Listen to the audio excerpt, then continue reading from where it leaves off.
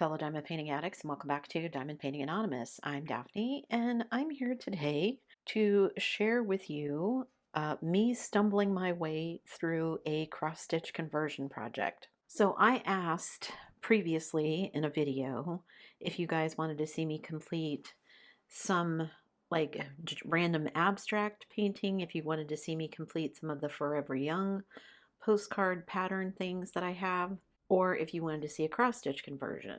Most of you voted for cross stitch conversion, so that's what I'm here for today.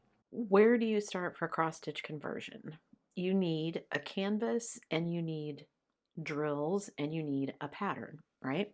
You can get patterns all kinds of places. You can buy cross stitch books. I bought this one off of Amazon, and it's just cute little animal cross stitch patterns that I could easily convert into diamond paintings. It comes with all of the stitches here, and it tells you the size that you need, as well as this page here that I could copy and do the pattern of so that I could do that.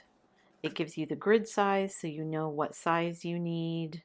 And then it gives you stitches, but obviously DMCs should mostly convert so that you have those in diamond painting colors, and it tells you how many stitches of each one, so how many drills basically of each one that you're going to need. I haven't done anything out of this book, but there's a lot of cute little ones that I thought would be nice to do. So I have this one. Some are simple, little butterfly, etc. And there's a million different kinds of these that you can get that are just these easy cross stitch patterns so that you can do a cross stitch conversion. If you want to start off with something a little bit easier, Diamond Dotz actually sells little diamond art books. So this one is animals, and these are specifically made for diamond painting. So here's the pattern. This is an eagle, a bald eagle that you can see, and there's the pattern, and it tells you what drills you need. Of course, these are Diamond Dotz colors, so you need to figure out how to convert them, but you could just eyeball it probably from spare drills if that's what you're going to do. Now, Diamond Dotz makes lots of different books. This one is animals. I also have one that is different kinds of landscapes. And I have one called Expressions, which is just like little small projects, but you could do them on the canvases. And one of the reasons it's easy to start off with Diamond Dotz is because they sell pre-made canvases.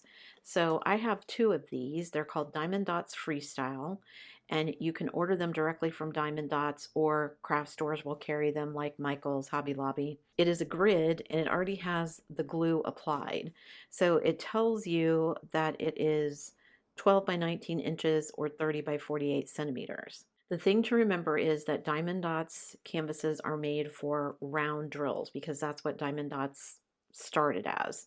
They do sell square ones now, square canvases, but they used to only be round. So these canvases are made for rounds, something to remember. The other thing to think about is that when you're doing it on a blank canvas like this, if you're not doing squares, which I'm not going to be doing, I'm going to be doing rounds, some of that white background is going to show through. So it's not going to be as nice and neat looking as a canvas where the image is pre-printed, but it's still fun to do. You can also buy blank canvases, and I've got my other Diamond Dotz unrolled here because I'm trying to flatten it out. You can also buy patterns and blank canvases from other places. A lot of cross-stitch places will sell patterns that you can download, which is what I did. And I'm going to show you this one first. This one I actually got from a homespun hobby. I think that's the name of it. This is called Slow Jazz, and this is the pattern. With hers, she has two ways you can do this. You can do what I did and just print it out on paper, and I'm going to use this as my pattern for when I do this project. I'm not doing this one this time, but when I do this project. And then it also has the DMC numbers that you need and how many diamonds of each that you need. So I can get it up. Oh, it's called a homespun hobby. I think that's what I said. Anyway, so I counted it up. This is 79 drills high by 74 wide. So I can make it fit on this Diamond Dotz canvas. So this particular project I'm going to save for this second blank canvas, and I'm going to do it on that. This one is made for round. She also has a pattern of this made for squares. So if I bought a blank square canvas, then I could do it on that as well if I wanted to. You can get blank square canvases from Heaven and Earth sells them, I believe. Jaded Gem Shop sells them, I believe. I think a lot of the like budget companies probably sell blank canvases, but you need to make sure to remember to get whether or not they're for square or rounds so that you know what drills you're using and make sure that everything matches up. Because if I put square drills on this one, it's made for rounds, so the squares are big enough to accommodate round drills. So the square drills will be too small and there will be tons of gapping, which is not what you want.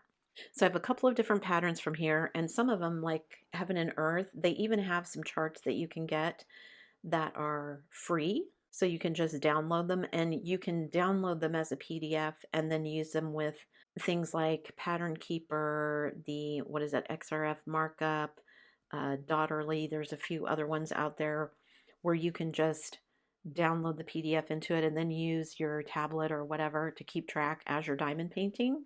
I think for me, like when I do this one, I will probably just go through and count by 10 because that's how these are divided. These are 10 by 10 larger squares.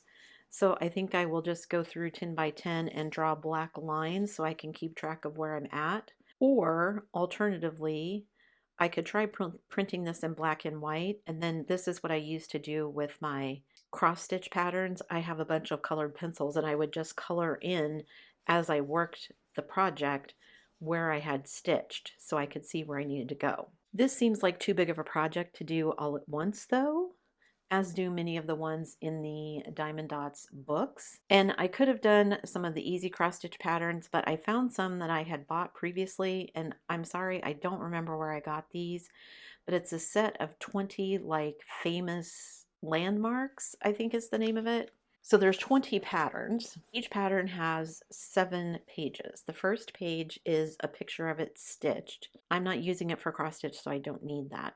The second page is a picture of the chart, which is this here. So you can see this is, or at least I hope you can see, this is Stonehenge. And counting this up, this is 31 high by 39 wide. And they do give you all the DMC codes here so you can pull your drills. The next page is how many of each you need for the colors so that I know how many drills I need of each one. And then they do also have a pattern that you can print out. They have another page that is this pattern with these colors laid under it. So if you were, it would look like an actual cross stitch pattern in that sense, plus how much stitches and everything and what kind of floss you would need. I did not print out those pages because I'm not cross stitching it. I'm doing it as a diamond painting, so I only need these 3 pages. So I have my colors, so I know what colors I need. I've got my pattern here. This tells me how many of each color that I need. And then if I wanted to, like load this into, because this comes as a PDF, if I wanted to load this into Pattern Keeper or XRF Markup or one of those programs like that, then I could keep track as I'm stitching of what I'm doing. I think this will be plenty. It's not a big enough square that I think I'm going to have a lot of trouble keeping track of where everything goes. So I counted up, this one is 31 by 39. But what I really needed to know was how big was my canvas. It is 140 across, 140 diamonds across by 80 down. So if this one is only 31 by 39, then it definitely will have room to fit on here on one side. So essentially half, right? It would be right here. And I could make it even smaller if I wanted to get rid of this extra row around the outside and just make it 30 by 38. And the reason I wanted to know specifically how big this canvas was is because I think I can fit more than one project onto it. I may cut this up after I get it done, but this is so easy to use because it already has the adhesive on it. So one of the things that you could do is, instead of putting this on a canvas with the glue and everything and buying a blank canvas, you could print this out on cardstock and then apply either double-sided tape or diamond painting glue and then just diamond paint directly on the paper or the cardstock. Alternatively, I could try and turn this into a sticker. I did not do that, however, because then you have to mess with how it prints out and the size so that it's the same size as the drills. that is very complicated and math things that I don't want to do. Counting drills and squares I can do. Trying to figure out what percentage I need to print this at so it works out to the right size is more math than I want to do. So this one you can see is a bit larger. It's 39 across again, but this one is actually 35 down. But again, this is 80 down, so even at 39, that's only going to be the halfway point. And again, same thing with this one. This last row on the outside is like these little, it makes it look more like a stamp. And I could get rid of that if I wanted. So that would take this one down to 38 by 34. So I should be able to get two. So there's the 4, and then I need 1, 2, 3, 4 this way. So I should be able to get it here. So I should be able to get 3, I think. And like I said, the pattern that I bought has 20 of these.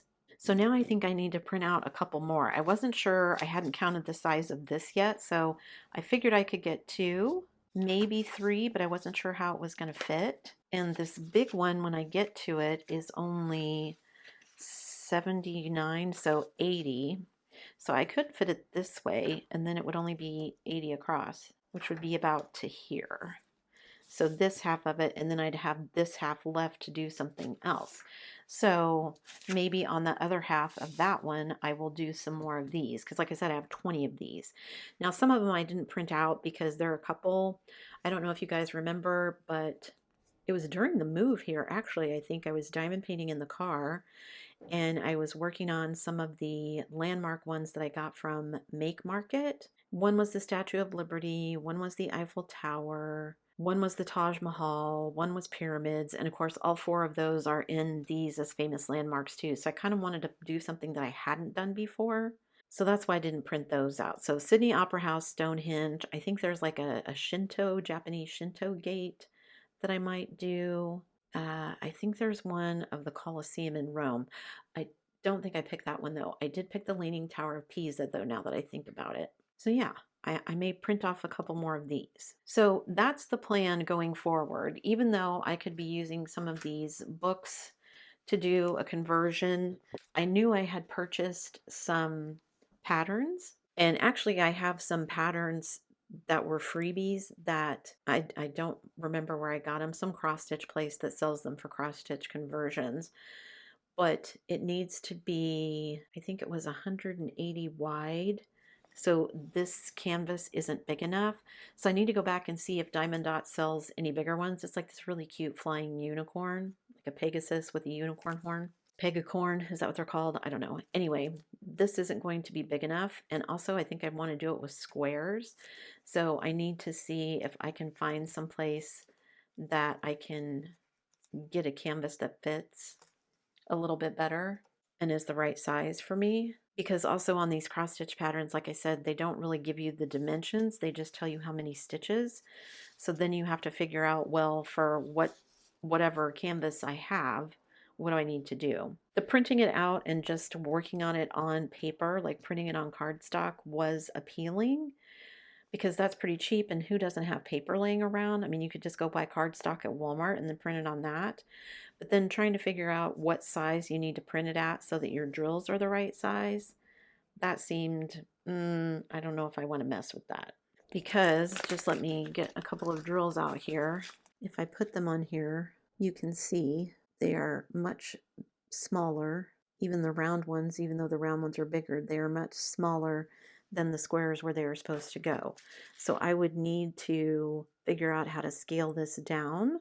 Plus you've got all these really dark lines, which I wouldn't necessarily want. I guess you could also try and do it on this, but it also has the dark lines. So maybe something like this on cardstock would be easier, where it's just the colors and doesn't have all these grid lines. Definitely would have to figure out how to size it so that they would work. Let me try the drills on this one. Is this the right size for round? Oh, this might be the right, oh, it might be too small though. Put that right next to each other. I think it's gonna be too small by the time you get a bunch of them lined up. Pretty close though. Anyway, so that's the issue with just printing it out, at least for me. There's math involved and I don't need that in my life. So that's the plan. I'm gonna do these two for sure. And now that I've looked at it and I've seen how big this is, I can print a couple more of these. So I think I'll add Pisa and maybe the Shinto gate.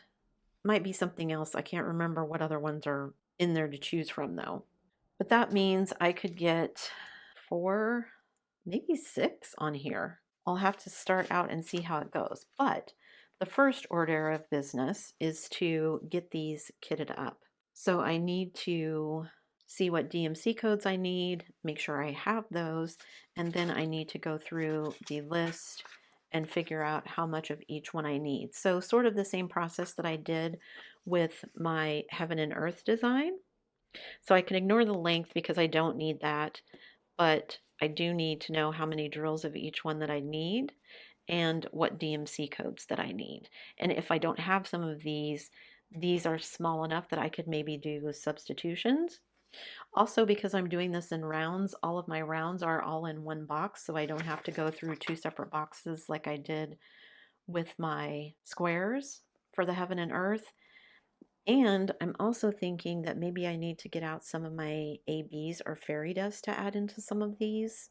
I feel like maybe a white fairy dust on the Sydney Opera House would be cool. Not quite sure where to add. Maybe some of the grays here, just to make it a little more sparkly, shiny kind of thing. And I do think, after looking at it, that I'm going to cut out this extra row. So this extra row here, this extra column here, this extra column here, and this extra row here, I think will go away because you've got the little in and out. I just think maybe that's not necessary for what I want to do, and it'll save me a row so that maybe I have room to fit all of these in, because I may be cutting these up after I complete them and then sticking them into some kind of frame or something. So that's the plan for my first cross stitch conversion. If I can figure out where I bought these landmarks at, I will try to stick a link down below. If not, there's plenty of cross stitch places that you can find downloads like this, or like I said, even some of these books. Just look for easy patterns, patterns for beginners, and like these maracas would be super easy to do. There's lots of people, I'm sure, besides this lady, who do patterns that you can get and do something cute. And like I said, even the Diamond Dotz ones, the animal ones are kind of small. This one has landscapes in it, so if you wanted to do a bigger project or maybe something that would take up the whole Diamond Dotz canvas, because I'm not sure, I think it tells you lots of instructions in here, obviously. So this is one that I actually did. And you can see here I converted all the DMC codes to what I wanted. And then I did this particular pattern, which was these mountain ranges. That's been a while ago. But if you wanted to do something like this, then you can buy one of these books. These are all the bigger patterns, but like if you wanted to do an animal, there's a raccoon, a deer, a koala, a pig. There's a horse and a deer and some other ones in here. There's the koala. So again, you just count how many rows you need. So 10, 20, 30, 40, 50, 60, 66 plus 6 more, so 72. So it'd be 72 times whatever for the number of drills. Too bad they don't tell you the size that you need, but any of those will work, or you can get some online that you can download, like I said. I know that Heaven and Earth Design sells Just Charge for much bigger projects than this. That's why they sell blank canvases. Again, just make sure that you know whether or not you're buying a square canvas for square drills or a round canvas for round drills, because they both look the same. It's just a grid. And like I said, most people prefer to do them in square drills because that way it covers up the whole white background. As you'll see once I start working on this, you're going to see this kind of grayish colored in background because the round drills don't cover the entire square, obviously, but it will look okay for my purposes. So leave me a comment down below and let me know if you've done a cross-stitch conversion before. Have I forgotten something? Is there something I haven't considered that I should have? I'm going to start myself off easy with this. I mean, I've already technically done one because I've done the one out of the pattern book. And I don't know, I think this counts as an easy conversion because basically somebody else has already charted it for me. But I mean, basically with the cross stitch conversion, you're taking the cross stitch chart and just applying it as all whole stitches. So like there's no half stitches or quarter stitches like there would be in cross stitch. Everything is a full stitch because obviously you can't split diamonds in half. But just having some other projects to work on. And I think somebody mentioned in a comment that there are so many cross stitch patterns out there that are already basically set up for diamond painting. So it's not really that complicated to do a conversion.